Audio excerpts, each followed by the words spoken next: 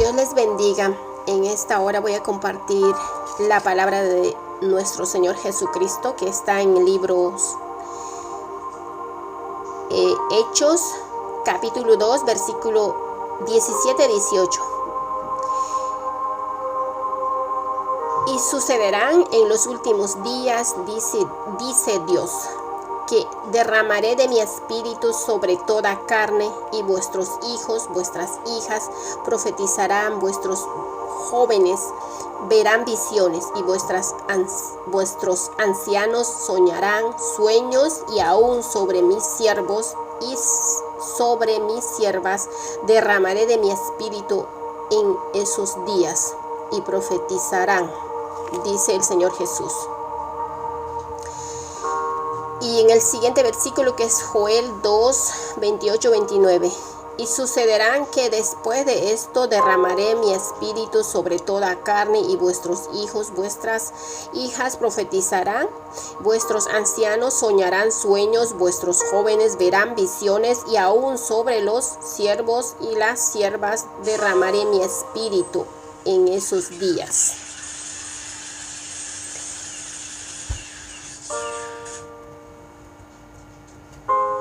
Y dice en el siguiente texto, que está en 1 Timoteo 4:1. Pero el Espíritu dice claramente que en los últimos tiempos algunos apostatarán de la fe, prestando atención a espíritus engañadores y a doctrinas de demonios. Segunda de Timoteo 3:1. Pero debemos saber esto, que en los últimos días vendrán tiempos difíciles. Nos dice así la palabra de Dios.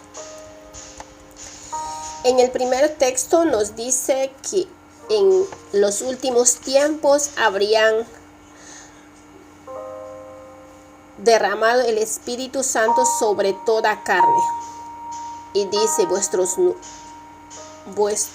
hijos, vuestras hijas profetizarán, y jóvenes verán visiones, ancianos soñarán, y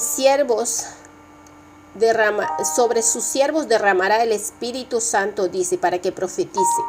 En ese tiempo que vivimos en los últimos tiempos, porque la situación, no sé si ustedes pueden entender, pero la situación está muy difícil en el mundo entero, porque están sucediendo aconteciendo cosas muy raras. Pero nosotros sabemos que en la Biblia está eso. Todo aquello acontecería antes que venga el Señor Jesús a arrebatar a su pueblo.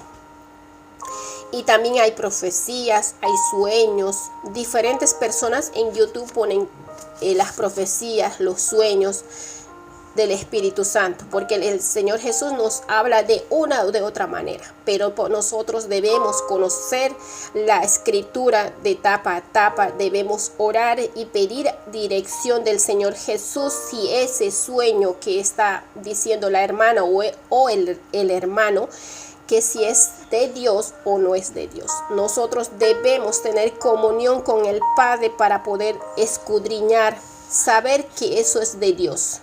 Así, solamente de esa forma podemos nosotros entender que es de Dios y practicar la palabra de Dios diariamente en nuestra vida. Porque de otra manera no entenderemos, no sabremos cuándo vendrá el Señor Jesús. No sabemos la hora ni el día, porque Él dice en la palabra de Dios, aún ni los ángeles que están con Él saben a qué hora ha de venir. Pero vendrá un día como el ladrón en la noche, y nosotros no sabremos, y muchas personas estarán enfiestados en sus afanes, en sus cosas de esta tierra, como que fuera eterno, buscando más. En ese momento vendrá, y será el arrebatamiento como en los tiempos de Noé, porque Noé había anunciado la diluvio durante 100 años mientras él fabricaba el arca, pero la humanidad no había entendido hasta que se cerró la puerta.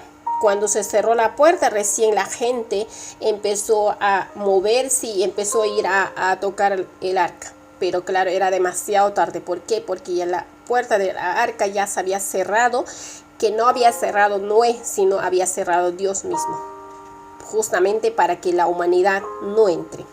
Porque la gente en ese tiempo, la humanidad, está sordo y ciego y mudo. Muchos siervos suyos saben cómo va a suceder estas cosas, pero no hablan. Muchos sabemos lo que hay, pero callamos, no decimos nada. Este es el tiempo para que puedan despertar humanidad, despierten, busquen a Dios. Esta es la hora, tenemos tiempo hoy. Quizás mañana no habrá tiempo ni esperanza. Dicen la palabra de Dios, solo tenemos esperanza teniendo vida en esta tierra. Después de muerte no hay esperanza, no hay oportunidad. Dicen la palabra de Dios. Así claramente nos habla, dice que no habrá esperanza ni oportunidad después de muerte.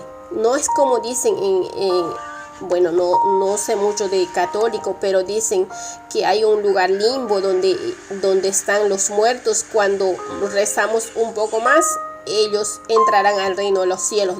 Algo así había escuchado. Pero sin embargo eso no es cuento, porque eso no es cierto, porque en la Biblia dice solamente tienes oportunidad y esperanza teniendo vida. Y en este momento, en esta hora que estamos respirando, podemos caminar, podemos decir al Señor Jesús que nos abra nuestra mente, nuestro espíritu, nuestro corazón para poder entender lo que Él nos quiere decir por medio de su palabra. Y Él habla en Antiguo Testamento y Nuevo Testamento muy similar.